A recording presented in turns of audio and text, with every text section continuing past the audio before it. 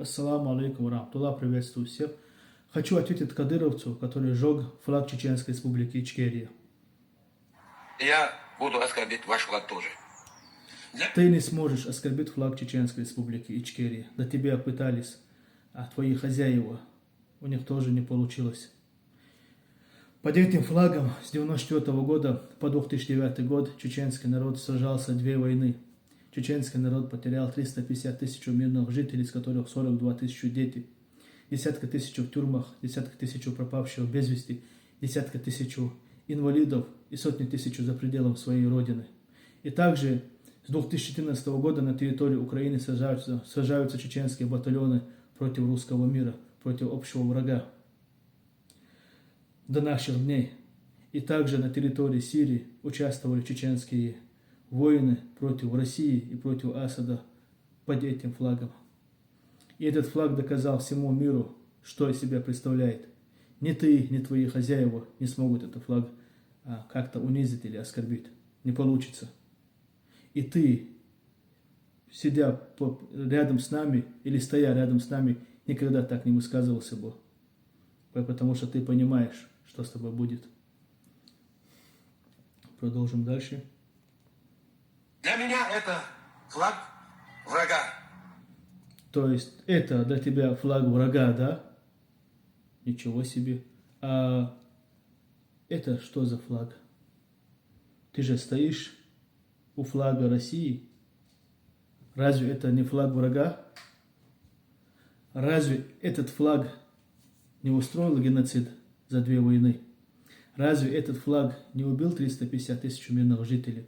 Разве благодаря этому флагу многие чеченцы разве не живут за пределами своей родины? Разве не сидят в тюрьмах? Разве сейчас не отправляют Украину на убой?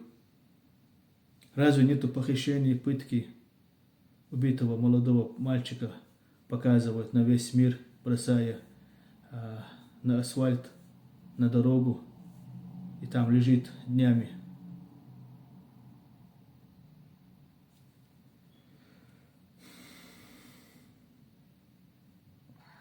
Сегодня любого человека, кто за этим флагом сидит, делает эфир, меня без разницы, вы хуже женщины.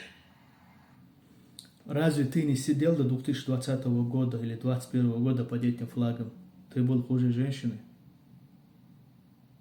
Когда твое высказывание хуже женщины, сразу автоматически в голову приходит, ты считаешь женщин хуже мужчин или недостойной? Для нас, чеченцев, которые под этим флагом, для нас женщины, чеченские женщины, это в первую очередь матеря, сестры, жены, дочеря. И мы не считаем их хуже себя. Это наша гордость, наша честь. А для тебя нет. Поэтому мне очень жаль женщин твоей семьи. Очень жаль. Я сочувствую им. Дальше сейчас мы покажем. İşhadıl. Bayrak sen yol gelişi içkeri ya Rabbi ya Allah. Fediş, и bayrak sen yol gelişi var içkeri. İşte o şu. Он сжигает флаг Ичкерии и говорит, что как этот флаг, чтобы сожглась ваша Ичкерия. Он даже не понимает, что Чеченская республика, которая сегодня называется Чеченская республика или там Чечня, это и есть Ичкерия. Чеченская республика Ичкерия. Это и есть чеченский народ. Это и есть чеченская государственность, но только под оккупацией. И там есть ставленники Кремля. Из-за того, что мы не поддерживаем просто ставленников Кремля, в лице Росгвардии Российской Федерации, Ахматня, он такие высказывания, такие негатив показывает, сжигая флаги Ичкерии и проклинает. И давайте мы сейчас вам покажем русского генерала и как русские солдаты сжигают флаги Ичкерии.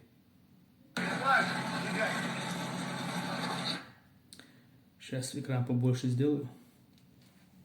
Посмотрите, какая разница между ними, между этим рабом и его хозяином.